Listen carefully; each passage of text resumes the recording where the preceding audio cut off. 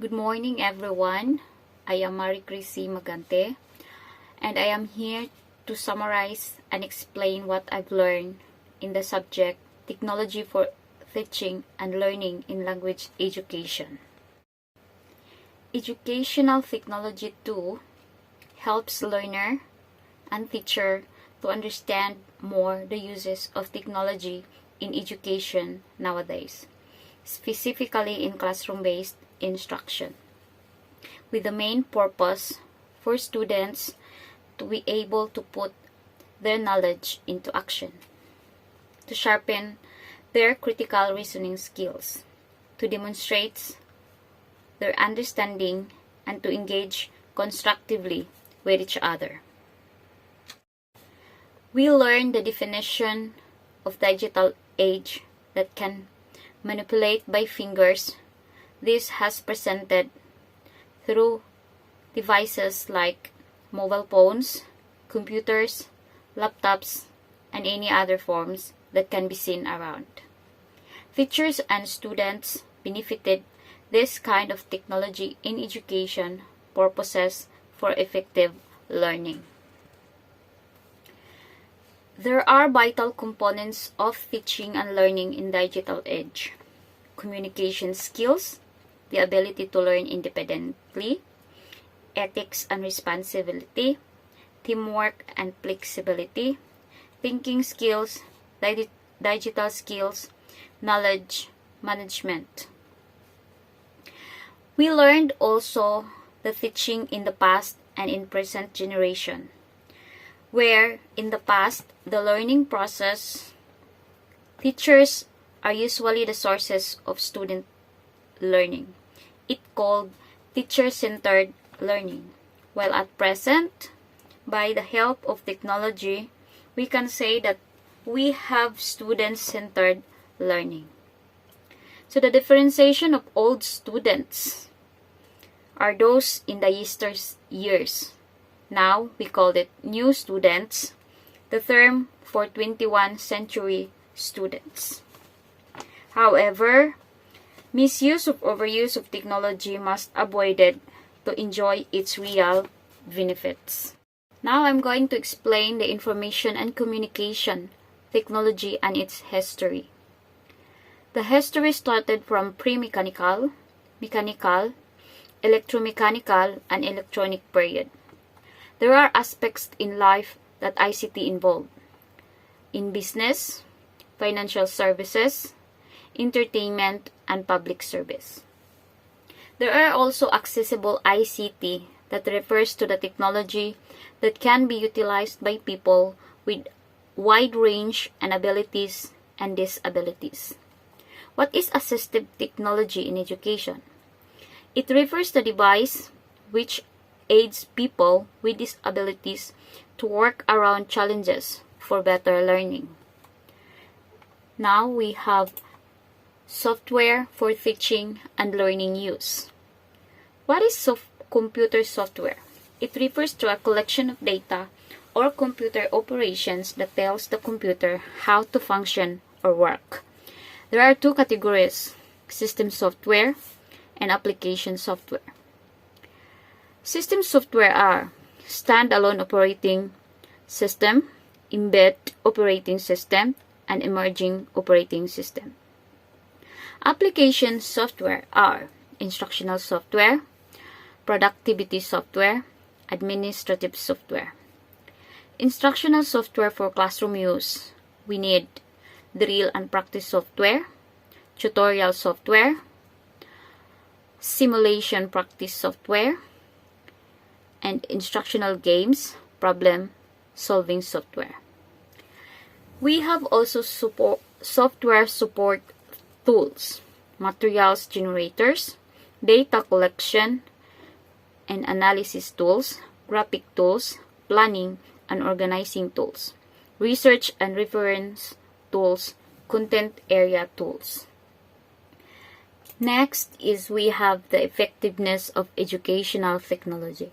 So while we are using the technology, the teachers or evaluators need also to have the outcome of what we learn. So they are using the evaluation for the students, what they learned from learning the educational technology.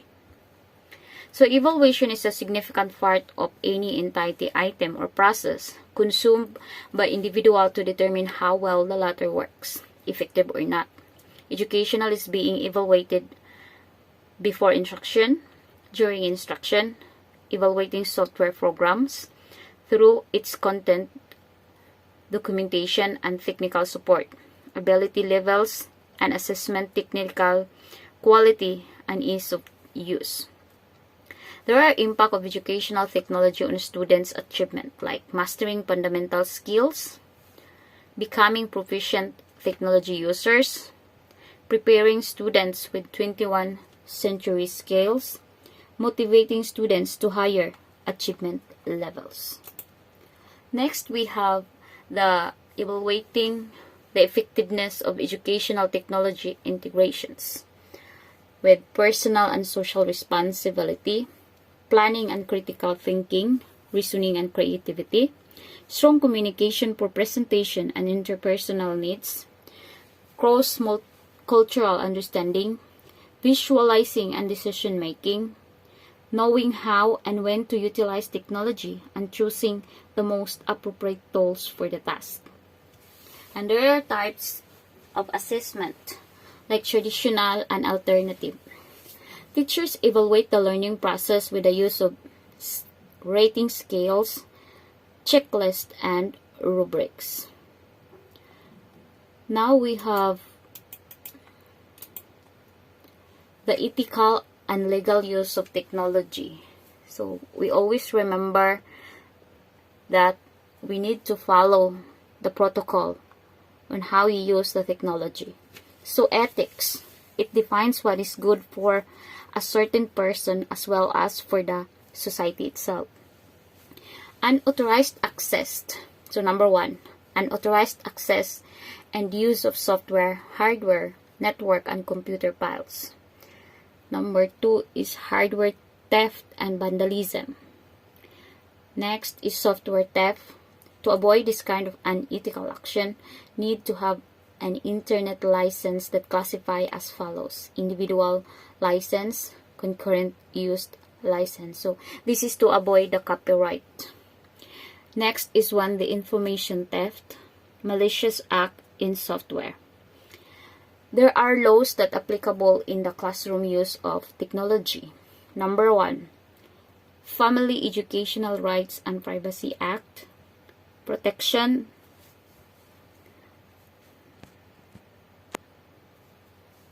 So we go back to ethical and legal use of technology. So we have the Protection of Pupil Rights Amendment. Next is Children Online Privacy Protection Act. Next is Children Internet Protection Act. And the last one is the Copyright Act. In using the computers, there are also computer ethics and then with the 10 commandments. Number 1, do not utilize the computer in such a way that it will harm other people. Do not utilize a computer to interfere with the work of other people.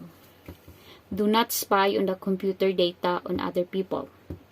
Do not utilize the computer to steal information from other people. Do not spread false information using the computer system. Do not utilize fake pirated copies of the software in using the computer system. Do not utilize the computer system that is not authorized to use. Do not claim ownership of someone's piece or work. Prior to software development, consider its social impact in using computer technology in communicating with other people. Courtesy and respect should be present. Now I am going to discuss about the distance educations. Now that this is the way I am learning through AMA online computer system. So they called it AMA OED or distance learning. So distance education refers to an educational method wherein the students in the can study in their own choice of time and place without the need of to meet the latter's teachers face to face. So we have the synchronous and asynchronous communications uses in distance learning. Synchronous is a process of teaching occurs in real time. Like we ask teacher through video chat, video conferencing, text messaging. The second one is asynchronous, when the learners log on to their class websites at different times for convenient instructions for each student. So in AMA Online University, they have the LMS.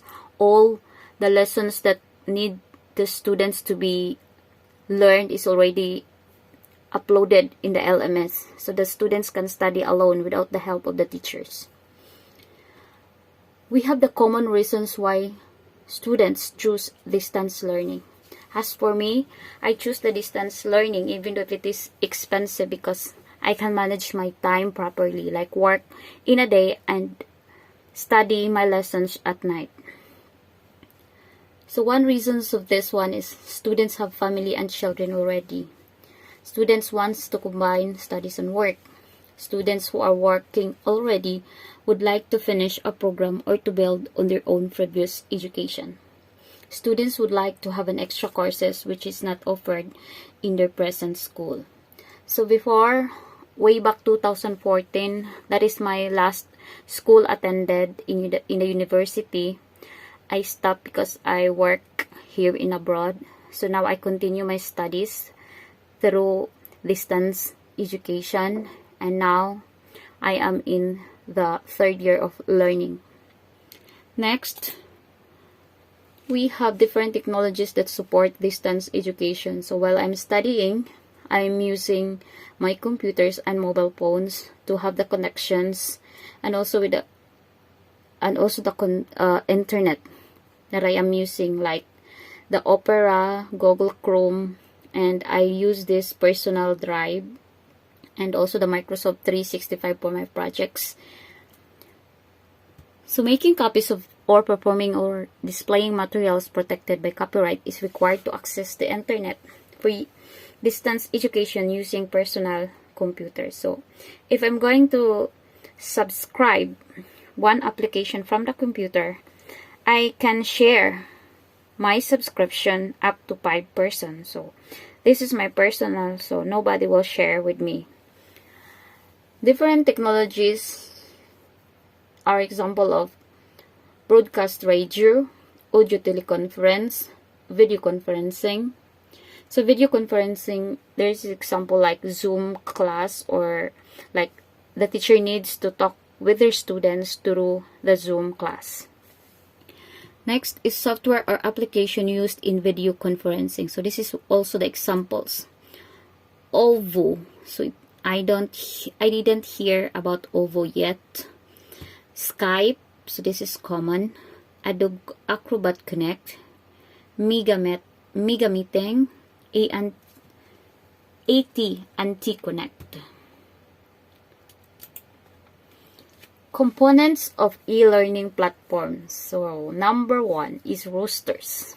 Next, registration control, portal for course materials, documentation management, multiple devices access, distributed instructor and student space, import and export, course calendars, students engagement, video library, groups or theme, assessment and testing, grading and scoring. The last one is survey. The internet and the World Wide Web. So we're talking about not the computer now, is inside the computer, which is the internet that connects how to research everything, and it called the World Wide Web. So internet refers to the global system of interconnected computer networks. Refers to networks also that consist of public, private, business, academic, and government networks. Internet work through the packet, The router, this is usually used at home.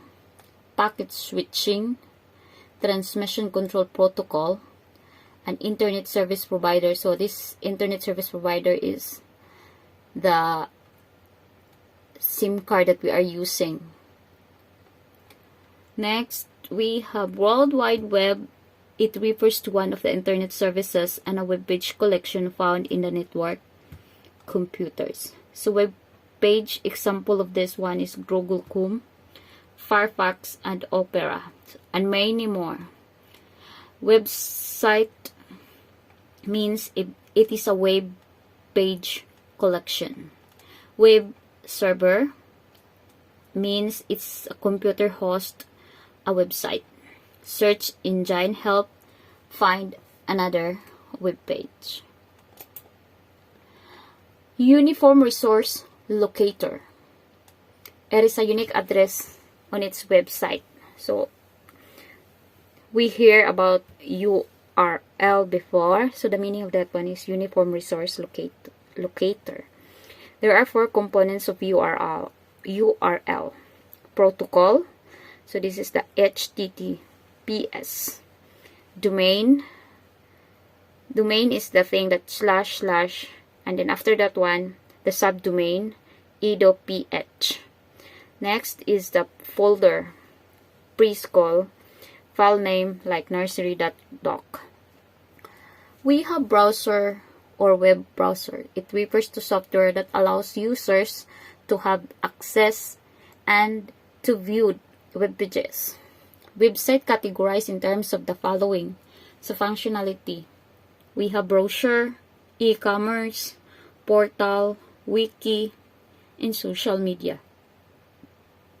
Next one is the design content. Example of this is the static, fixed, and dynamic. Next is the design responsiveness. It also static, fixed, fluid or liquid, and responsive. We have content. For example, this one is blog, corporate, crowdfunding, e-commerce, educational, news or magazines, social media, TV or video streaming. And we have the rules of the internet and the World Wide Web in teaching learning process. So it's rules for communication tools. This is how teachers and students communicate each other through technology, either synchronous or asynchronous communication. Asynchronous like email, discussion, boards, forums, wikis, blogs, mail, list or listserv, tweets, virtual meetings, or webinars.